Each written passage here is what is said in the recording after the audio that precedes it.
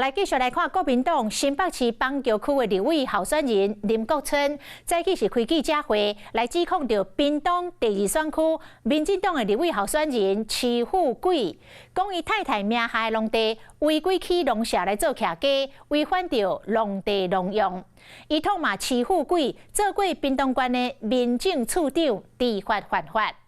徐富贵的太太是出面来回应，讲伫个农地起农舍是按照着规定，摕到农业设施的许可，一切合法。大片的草埔种花草树圃，边的建筑部佮用黑色石胶体打造户外空间。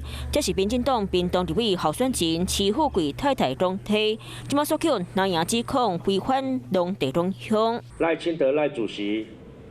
你们家的违章，你们家的违建，你们的子弟兵有样学样，是不是在你的标准之下，大家都可以这样做？直接发声大声着，国民党立委候选人林国春摕相片指击徐富贵是前屏东县长潘平安的子弟兵，要当前屏东县民政处长说起农舍做徛溪，美希知法犯法。屏东县政府是不是马上要查报？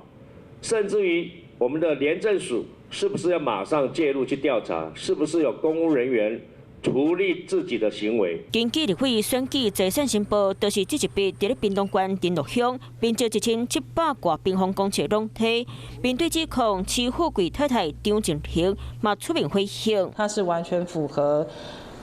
农业发展条例第8之1，在45平方公尺以下，而且是1层楼以下的建筑，它是不用申请建筑执照的。